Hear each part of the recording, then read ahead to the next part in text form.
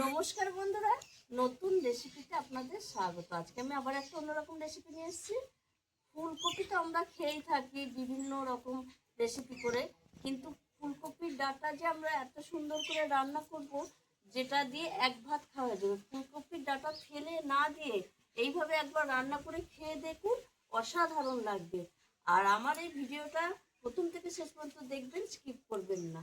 Skip করলে কিছু বুঝতেই পারবেন না কিভাবে আমি রান্নাটা করব। আর ভিডিও ভালো লাগলে লাইক, শেয়ার, সাবস্ক্রাইব করতে একদমই ভুলবেন না।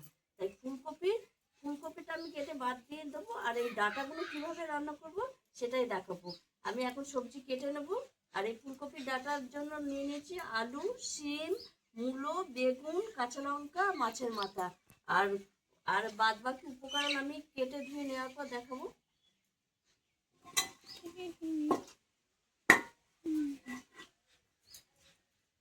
ফুলকপি আমার লাগবে না, শুধু ডাঁটাগুলোই লাগবে। ফুলকপিটা আমি বাদ দিয়ে রেখে দেবো। আর এই ডাঁটাগুলো একদম, এখনকার ফুলকপির ডাঁটা খুব কচি কচি হয়, খেতেও ভালো লাগে।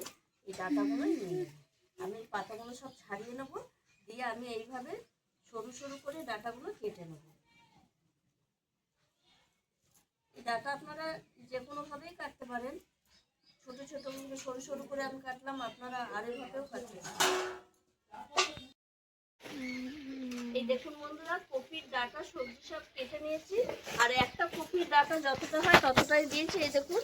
আর উনুন ধরিয়ে কড়াই জল বসিয়ে দিয়েছি।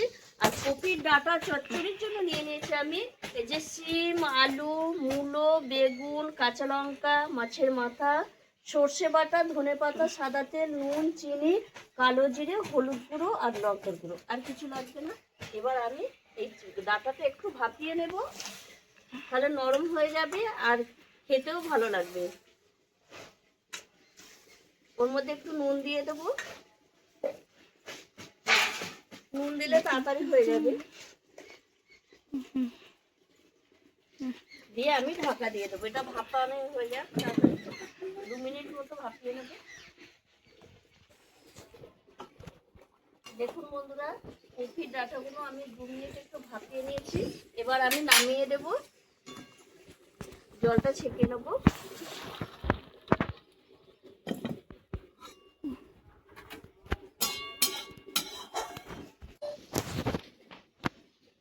কড়াইয়ে সাদা তেল দিয়ে দিয়েছি। আর এখানে আমি মাছের মাথাটা একটু নুন হলুদ মাখিয়ে নেব ভাজার জন্য। নুন হলুদটা মাখিয়ে এবার মাছের মাথাটা আমি ভেজে নেব।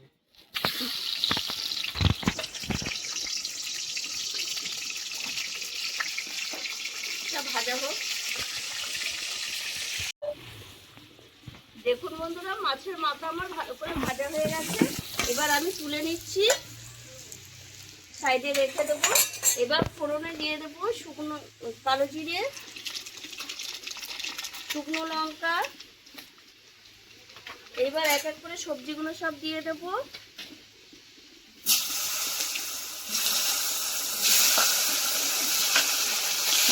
সবজিগুলো আমি ভালো করে একটু ভেজে নেব।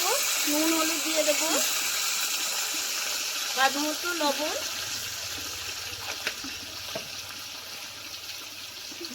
হলুদ গুঁড়ো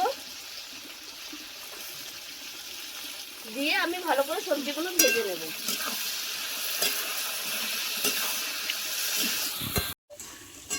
সবজি ভালো করে ভেজে নিয়েছি, হাফ সেদ্ধ হয়ে গেছে সবজি। এই দেখুন আলুগুলো সব সেদ্ধ হয়ে গেছে, মুড়ো প্রায় সেদ্ধ হয়ে গেছে। এবার আমি দিয়ে দেব ভাপিয়ে রাখা এই যে কপির ডাঁটিগুলো। আর এর মধ্যে সামান্য একটু লঙ্কার গুঁড়ো দেবো, কালারটা একটু ভালো আসার জন্য, একটু ঝাল ঝাল হবে, ভালো লাগবে। দিয়ে আমি একটু কপি ডাঁটার সঙ্গে 2 মিনিট নেড়ে চেড়ে নেব। এইবার আমি দিয়ে দেবো এখানে সর্ষে বাটা।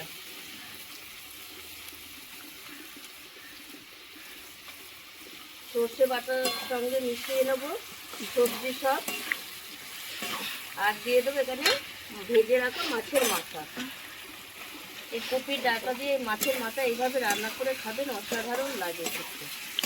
আর ফেলে দেওয়া জিনিস যে এত সুন্দর খেতে লাগে, না খেয়ে পরে খেলে আপনারা বুঝতেই পারবেন না।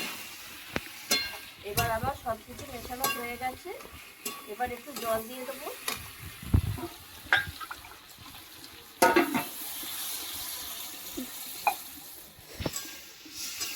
জল দিয়ে এটা 5 মিনিট মতো হবে, তারপর আমি নামিয়ে নেব। দেখুন বন্ধুরা 5 মিনিট হয়ে গেছে। এবার আমি ঢাকাটা খুলে রেখে নেব। দেখুন বন্ধুরা কত সুন্দর হয়েছে, সব কিছু সেদ্ধ হয়ে গেছে আর একটা মাখো মাখো ভাব চলে এসছে, অসাধারণ লাগছে। এবার আমি এর মধ্যে দিয়ে দেবো স্বাদ ব্যালেন্সের জন্য একটু চিনি দেবো। এই কপির ডাঁটা একটু এইভাবে রান্না করে খেলে মাছের মাথা দিয়ে আরেকটু মিষ্টি দিতে হয়, আর খুব ভালো লাগে খেতে। কপির ডাঁটা ফেলে না দিয়ে এইভাবে একবার রান্না করে খেয়ে দেখবে, অসাধারণ লাগে খেতে। আর খেয়ে আমাকে কমেন্টে জানাবেন কীরকম হয়েছে। আর আপনাদের যদি কোনো কিছু রান্না রেসিপি জানার ইচ্ছে হয় কমেন্টে লিখে জানাবেন, আমি করে দেখাবো। এবার আমি দিয়ে দেবো ধনেপাতা। এখন তো শীতকাল, সব কিছুতেই ধনেপাতা চলে, আর ধনেপাতা দিলে একটা অসাধারণ খেতেও লাগে। ধনেপাতা দিয়ে একটু নেড়ে ছেড়ে আমি নামিয়ে দেবো। আর দেখুন বন্ধুরা কত সুন্দর হয়েছে, মনে হচ্ছে এখনই এক থালা ভাত খেয়ে নিই। অসাধারণ একটা রেসিপি। এবার আমি নামিয়ে নেব।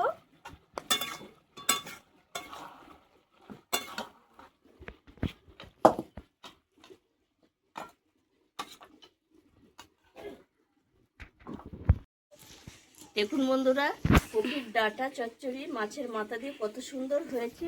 আপনারাও এইভাবে একবার কপির ডাঁটা ফেলে না দিয়ে রান্না করে খেয়ে দেখবেন। আমি মাছের মাথা দিয়েছি, আপনারা শুধু নিরামিষও রান্না করতে পারেন, আবার চিংড়ি মাছ দিয়েও রান্না করতে পারবেন। যাই দিয়ে রান্না করবেন, এখন কচি কচি ডাঁটা খুব ভালো লাগে খেতে। তাই আর আমার এই ভিডিওটি যদি আপনাদের ভালো লেগে থাকে তাহলে লাইক করবেন, শেয়ার করবেন, সাবস্ক্রাইব করবেন। আবার দেখা হবে আগামী ভিডিও।